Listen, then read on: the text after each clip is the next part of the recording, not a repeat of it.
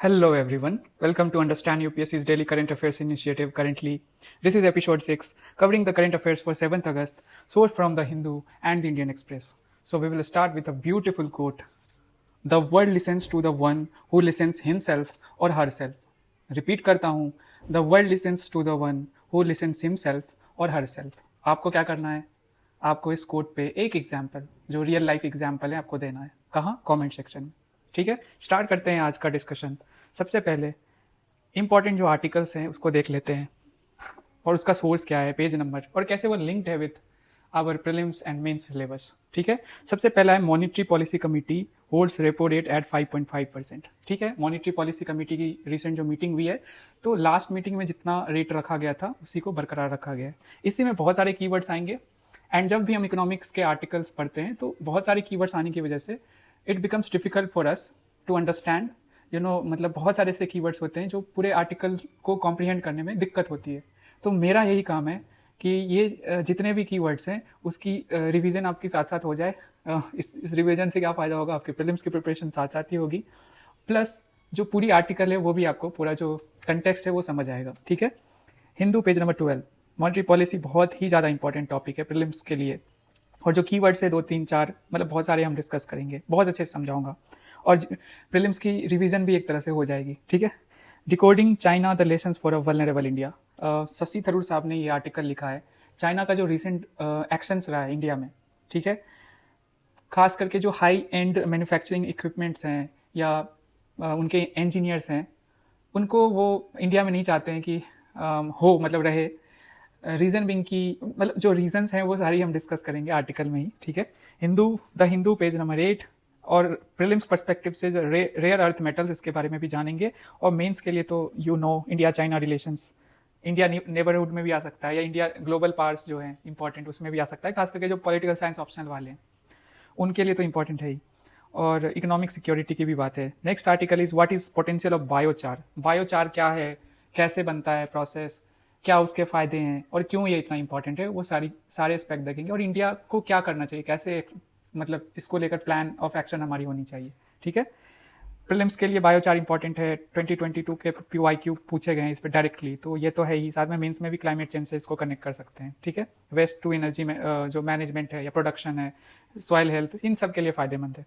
Next article is, और ये the Hindu page number 10 से. Next article is how scientist finally identified the elusive killer of starfish. Starfish का रहना marine जो biodiversity में उनकी पॉपुलेशन जो है वो बहुत इंपॉर्टेंट है. कंप्लीट जो मैरीन कह सकते हो केल्प फॉरेस्ट आप लोगों ने पढ़ रखा है, प्रीलिम्स में भी पूछा है, वो इस पर डिपेंड करती है. ठीक है, इसके पॉपुलेशन अगर बची रही तभी वो सर्वाइव कर पाएंगे और वो सर्वाइव करेंगे तो पूरा मैरीन बायोडाइवर्सिटी खास करके टेम्परेट रीजन्स में इंपॉर्टेंट हो जाता है. ठीक है, सो इसको भी देखेंगे हम. Indian express page number 15.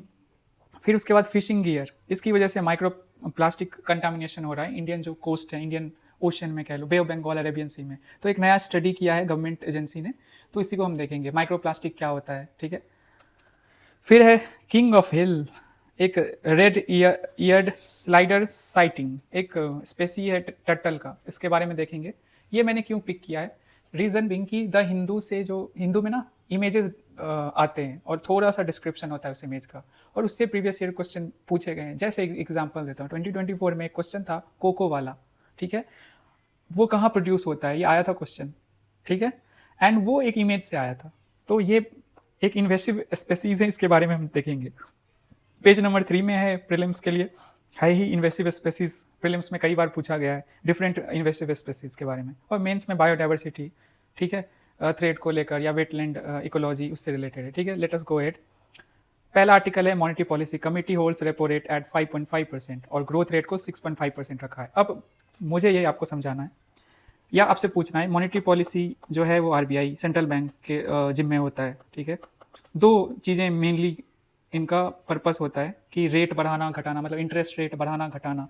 एक तो इकोनॉमिक ग्रोथ ये बरकरार रहे, हाई रहे, एंड दूसरा इन्फ्लेशन को कंट्रोल रखना. तो इसके लिए बहुत सारे टूल्स यूज किए जाते हैं. पहला है रेपो रेट. इधर से देखता हूँ, repo rate, reverse repo rate.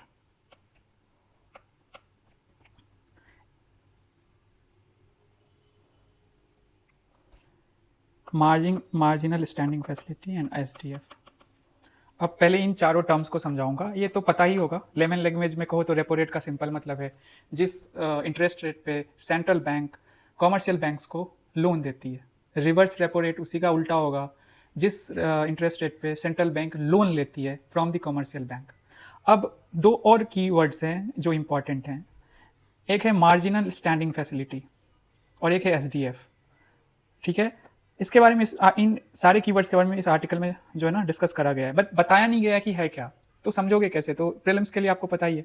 सो जो एसडीएफ क्या है, एसडीएफ जो है 2022 में इंट्रोड्यूस किया गया था by Urjit Patel committee's recommendation. RBI ने इस टूल को इंट्रोड्यूस किया। इसमें होता क्या है, विदाउट कोलेट्रल, ठीक है, आरबीआई क्या करती है, एक्सेस जो मनी होता है ना कॉमर्शियल बैंक्स के पास वो ले लेती है और एक इंटरेस्ट रेट पे, अब पैसे लेगी तो इंटरेस्ट देगी, एंड उसी इंटरेस्ट रेट को या इसी फैसिलिटी को हम कह सकते हैं एसडीएफ।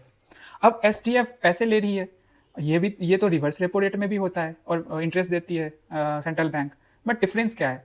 तो एसडीएफ क्या है, विदाउट कोलेट्रल है, ठीक है, और जो रिवर्स रेपो रेट होता है वहां कोलेट्रल लगती है। ये बेसिक डिफरेंस है बस, ठीक है। Next one is we have repo rate and MSF. Similarity है बट बेसिक डिफरेंस क्या है? तो रेपो रेट जो है वो थोड़ा लंबा पीरियड के लिए होता है, मतलब शॉर्ट टर्म कह लो उसको, टेक्निकली शॉर्ट टर्म के लिए होता है, बट जो मार्जिनल स्टैंडिंग फैसिलिटी है वो ओवरनाइट के लिए ही होता है। जब किसी बैंक के पास कैश क्रंच आती है तो वो ज़्यादा रेट, मतलब जितना रेपो रेट में आप पैसे दे रहे हो ना 5.5% इंटरेस्ट रेट दे रहे हो, ठीक है, एमएसएफ में आपको ज़्यादा आरबीआई चार्ज करती है 5.7.2, जो 25 बेसिस पॉइंट्स अधिक देने पड़ते हैं। सो ये चार कीवर्ड्स आपको समझ आ गए होंगे। रिवर्स रेपो रेट, एसडीएफ में सिमिलैरिटी है, बस डिफरेंस क्या है, कोलैटरल का। यहाँ क्या है, रेपो रेट जो है वो थोड़ा लंबे पीरियड के लिए होता है और जिसको शॉर्ट टर्म ही कहते हैं, और ये बस ओवरनाइटली के लिए होता है एमएसएफ। जब लिक्विडिटी क्रंच आता है किसी बैंक के पास तो वो आरबीआई के पास जाती है, थोड़ा ज़्यादा इंटरेस्ट देकर वो पैसे ले लेती है आरबीआई से।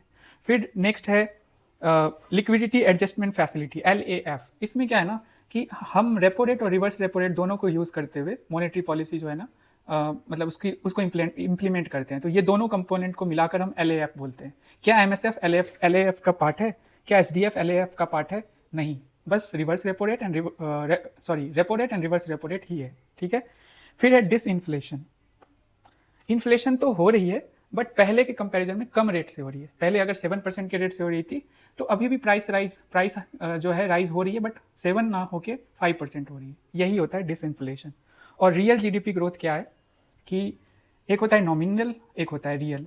नॉमिनल में क्या है कि इन्फ्लेशन जो है वो इंक्लूडेड होता है, और रियल जीडीपी ग्रोथ जो है वहाँ पे इन्फ्लेशन को आप एडजस्ट कर देते हो, ठीक है। सो यही है।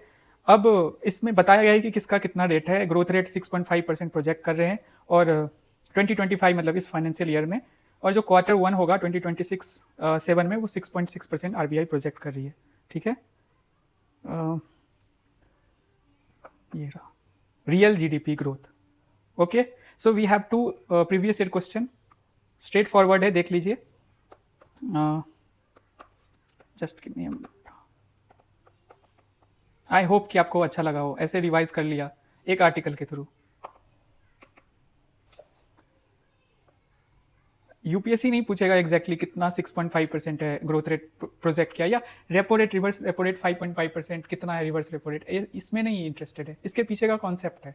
तो वो हम एक आर्टिकल के थ्रू रिवाइज कर पा रहे हैं, ये इंपॉर्टेंट मुझे लगता है, ठीक है। डेटा भी आप देख सकते हैं कि क्या होगा, एमएसएफ क्या रखा गया है, ठीक है, और वो ज़्यादा होता है, right. So that's it. 2 PYQ हम डिस्कस करते हैं। 2017 का है कि marginal standing facility rate and net demand and time liabilities किस न्यूज़ में उस समय रहा होगा, तो किस वजह से ये मतलब किससे रिलेटेड है, किससे रिलेशन है इसका। तो बैंकिंग ऑपरेशंस, कम्युनिकेशन, नेटवर्किंग, मैं इसमें कुछ नहीं बोलूँगा, ठीक है। नेक्स्ट क्वेश्चन है, इजी पीजी है ये।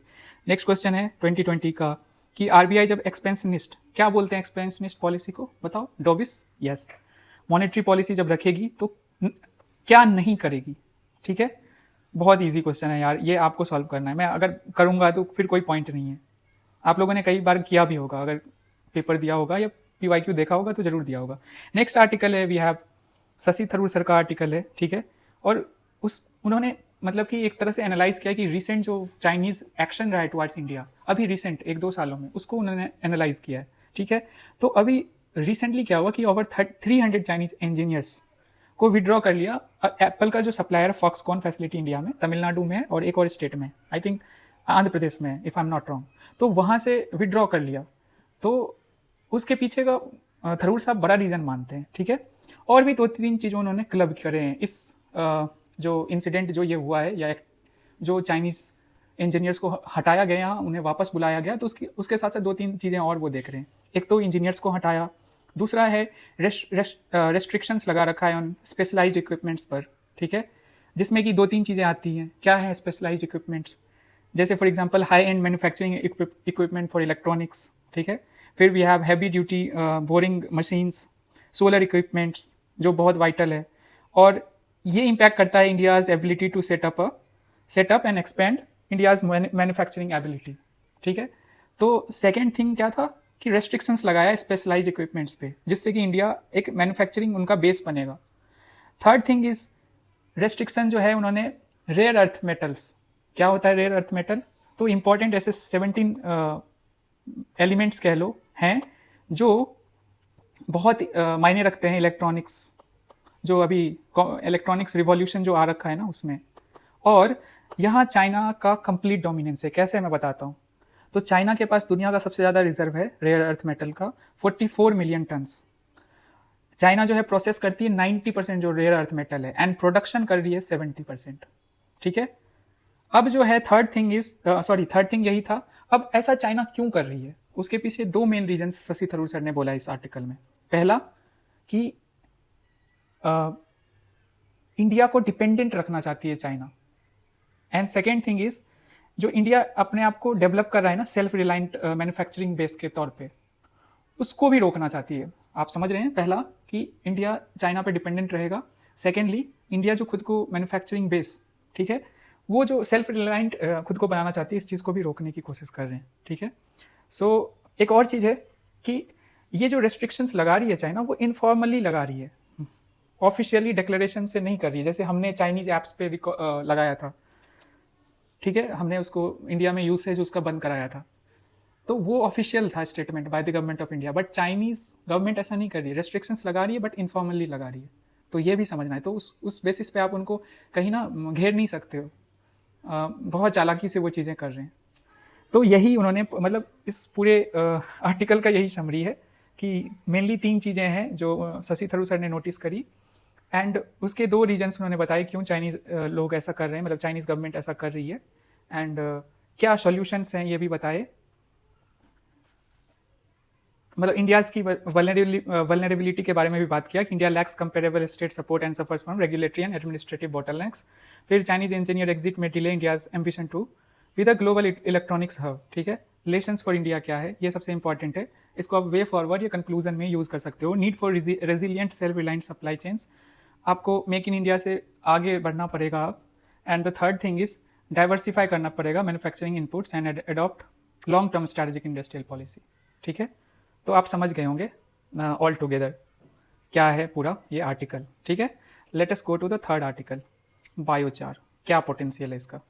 सबसे पहले भारत जो है, India plans to launch its carbon market, मतलब इंडिया ऐसा सोच रही है कि वो कार्बन मार्केट 2026 में स्टार्ट करेगी, ठीक है। फोकस क्या है कि कार्बन जो फुटप्रिंट है उसको कम करना है, कार्बन डाइऑक्साइड का रिमूवल हो, तो ऐसी टेक्नोलॉजी चाहिए। उसमें बायोचार है ना, उसको बहुत ज़्यादा इसकी अटेंशन बढ़ रही है, ठीक है। अब क्यों बढ़ रही है ये बाद में देखेंगे। ये कंटेक्स्ट आप समझ गए होंगे कि इंडिया ट्रेडिंग जो कार्बन मार्केट जो है वो इंट्रोड्यूस करना चाह रही है नेक्स्ट ईयर अप्रैल के अराउंड, और उसमें जो कार्बन रिमूवल, जो कार्बन डाइऑक्साइड रिमूवल टेक्नोलॉजीज है ना, उसके तरफ देखा जा रहा है। तो उसमें बायोचार को एक बहुत अच्छा ऑल्टरनेटिव देखा जा रहा है, ठीक है। क्या है बायोचार? तो सिंपल है कि एक तरह का चारकोल है made by pyrolyzing agricultural and municipal solid waste. अब पायरोलाइजिंग क्या होता है, एक कीवर्ड और आ गया। तो जब हम ऑर्गेनिक बायोमास को ऑक्सीजन के एब्सेंस में जलाते हैं तो उसको हम कहते हैं पायरोलाइसिस, और जब हम जलाते हैं तो बाय प्रोडक्ट में चारकोल बनता है। और बायोचार भी एक तरह का चारकोल ही है, ठीक है। बट यहाँ पे सॉलिड वेस्ट भी इंक्लूडेड है along with the agricultural waste, ये ध्यान रखिएगा। ठीक है, मतलब बेसिक चीज़ें आप समझ गए होंगे। ठीक है, अब बाय प्रोडक्ट्स क्या होता है जब बायोचार हम बनाते हैं पायरोलाइसिस के थ्रू? तो एक तो सिन गैस बनता है, क्या है फॉर्मूला आप कमेंट सेक्शन में बताओ। मतलब कि सिन गैस किन दो गैसेस को मिलाकर बनता है, और दूसरा है बायो ऑयल। ये है बायोचार के प्रोडक्शन में ये दोनों चीजें बनती है बाय प्रोडक्ट। तो सिन गैस ऑप्शन बन सकता है इलेक्ट्रिसिटी जो हम प्रोड्यूस करते हैं थ्रू कोल, तो उसको सब्सटीट्यूट कर सकता है syn gas. And bio oil diesel and kerosene को सब्सटीट्यूट कर सकता है। तो फायदा ही ज्यादा है, मतलब नजर आ रहा है बाय प्रोडक्ट में भी। अभी बायोचार तो बाकी है, उसका क्या फायदा है वो भी डिस्कस करेंगे। हाँ, तो एप्लीकेशंस कहाँ है? एग्रीकल्चर में क्या करता है बायोचार? सॉइल फर्टिलिटी बढ़ाता है, इनपुट कॉस्ट घटाता है एंड इंक्रीज करता है यील्ड। ठीक है, साथ में जो देखो improve water retention particularly in semi dry and nutrient depleted soil, मतलब पानी को भी रिटेन कर सकता है एग्रीकल्चर में इस तरह से। और दूसरा कैन एबेट नाइट्रस ऑक्साइड, जिसकी वार्मिंग पोटेंशियल जो है ना 273 टाइम्स CO2 होता है, उसकी भी एमिशन को कम कर सकता है 30 to 50%। तो एग्रीकल्चर में इसका एप्लीकेशन ये है इस चारकोल का। फिर we have waste water treatment में भी हम इसको यूज कर सकते हैं। ठीक है, फिर वी हैव कंस्ट्रक्शन, वहां भी सीमेंट को ये रिप्लेस कर सकता है एंड वेट भी इससे घटेगा, एमिशन तो कम होगा ही। और कार्बन मार्केट्स में तो है ही, इसी की बात हम करें। इंडियाज बायोचार पोटेंशियल हम देखते हैं। सबसे पहले हम 600 मिलियन टन्स ऑफ एग्री जो है वेस्ट क्रिएट करते हैं, रेसिड्यू वेस्ट कह लो या रेसिड्यू कह लो। 60 मिलियन टन्स जो है, या 600 या 60 मिलियन म्यूनिसिपल वेस्ट हम एनुअली जनरेट करते हैं। और अगर हम इसका 30-50% यूज कर लें तो कितना प्रोडक्शन हो जाएगा? इतना मिलियन जो है tons of biochar, 15 to 26 million हम प्रोड्यूस करेंगे बायोचार। एंड रिमूव कितना करेंगे गीगा टन्स में CO2 एनुअली? 0.9 से 1 गीगा टन CO2। बहुत होता है ये, देखने में 0.1 और 0.9 एंड 1.0 के बीच में रेंज कर रहा है, बहुत कम लग रहा है बट बहुत होता है। अब चैलेंजेस क्या है? रिसर्च एंड डेवलपमेंट होगा, फाइनेंशियल इंसेंटिव्स की कमी, under representation in carbon credit systems, ठीक है, lack of integration into existing climate and agriculture policy. Simple है, मतलब ये बेसिक चीजें हैं, कहीं भी आप इसको चिपका सकते हो साइंस एंड टेक में या एनवायरमेंट में। What needs to be done, क्या करना है? तो state action plans on climate change, ये इसकी जरूरत है, फ्रेमवर्क्स चाहिए। Develop viable business models, standard protocols, ये recognize biochar in India's carbon market to incentivize farmers and industry. ठीक है, ये सब बताया। और एक कंक्लूजन में बहुत सुंदर सा लिखा है कि इस कंक्लूजन को आप अगर वर्डिंग चेंज कर दो तो बहुत जगह यूज कर सकते हो कि biochar is not a silver bullet but a science backed multilateral pathway for India to meet its climate and development goals. ठीक है, PYQ है, ये आपको सॉल्व करना है 2020 का, सीधा बायोचार से आया है। और ये एप्लीकेशन जो उसका एग्रीकल्चर में उससे रिलेटेड। ठीक है, सो नेक्स्ट आर्टिकल है स्टारफिश के बारे में। कंटेक्स्ट दे देता हूं कि 2013 से मिस्टेरियस डिजीज जो है ना सी स्टार, मतलब कि यही स्टारफिश, तो sea star wasting disease has been devastating north starfish populations along the Pacific coast of North America. Okay, and 5 billion जो स्टारफिश है वो डाइड इस डिजीज की वजह से। अब वो लोग समझने की कोशिश कर रहे थे, अमेरिकन या कैनेडियन लोग, कि किस वजह से ये हो रहा है। तो पता चला, पहले वायरस पे डाउट था, बाद में पता चला कि it was a bacteria, bacterium vibrio pectenicida. ठीक है, तो अब इस पे क्लैरिटी मिल गई कि बैक्टीरिया की वजह से ये हो रहा है, मतलब इतने स्टारफिश खत्म हो गए। अब साइंटिफिक प्रोसेस, तो पहले जो थ्योरीज आई थी तो मैंने कहा वायरस पे डाउट था, बट अब वायरस नहीं रहा और पता चल गया कि ये बैक्टीरिया है। अब क्या सिग्निफिकेंस है स्टारफिश का, ये सबसे इंपॉर्टेंट है। तो एक प्रीडेटर है और सी अर्चिन्स, इसको ये मतलब इसका फूड है, ये सी अर्चिन्स खाता है स्टारफिश। और जब इसका स्टारफिश का मास डेथ होने लगा तो सी अर्चिन का पॉपुलेशन बढ़ जाएगा ऑटोमेटिकली, और वो डिस्ट्रॉय कर रहा है केल्प फॉरेस्ट। क्या है kelp forest? Large brown algae जो अंडर वाटर होते हैं, खास करके कूल एंड सैलो वाटर्स में। ठीक है, और एक बहुत बड़ा कार्बन सिंक का सोर्स कह सकते हैं ये है, प्लस बायोडाइवर्सिटी भी बहुत थ्राइव करती है। तो उसके लिए इंपॉर्टेंट था ये स्टारफिश का रहना, मतलब उनकी संख्या कम नहीं होनी चाहिए, नहीं तो सी अर्चिन्स बढ़ जाएंगे। देखो, vital carbon sinks helping fight climate change, starfish loss disrupted marine food chains and carbon sequestration system. ठीक है, अब प्रोबायोटिक्स जो है वो डेवलप होगी। ठीक है, और उनकी संख्या अब जो घट रही थी उसको रोकी जाएगी या इनफैक्ट बढ़ेगी। दैट्स इट, यही है हमारा स्टारफिश। ये इंडियन एक्सप्रेस के एक्सप्लेन्ड वाले पेज में है, साइंस, स्पेशली साइंस से रिलेटेड, और कैल्प फॉरेस्ट से रिलेटेड क्वेश्चन पूछे गए हैं प्रीलिम्स में, तो इसीलिए उनकी कंजर्वेशन इंपॉर्टेंट है। Next article is fishing gear a major source of microplastic contamination. तो अभी रिसेंटली जो यूनियन मिनिस्टर है उन्होंने क्या है, national centre for coastal research की एक सर्वे को पार्लियामेंट में उस पर उन्होंने बताया कि किस मिनिस्ट्री के अंदर, ये भी देख लीजिए, मिनिस्ट्री ऑफ अर्थ साइंसेस, ये जो है national centre for coastal research. तो बताया कि माइक्रो प्लास्टिक जो हम देख पा रहे हैं ना इंडियन कोस्ट पे, मतलब उनकी प्रेजेंस जो हमें पता चली है, तो उसका रीज़न है फिशिंग गियर। क्या होता है फिशिंग गियर? सिंपल है, जिससे हम फिश को कैच करते हैं, सिंपल है। ठीक है, अब हम एक और वर्ड है, मतलब ये एक्रोनीम कह सकते हो कि अबेंडेंड, लॉस्ट और डिस्कार्डेड फिशिंग गियर, ALDFG।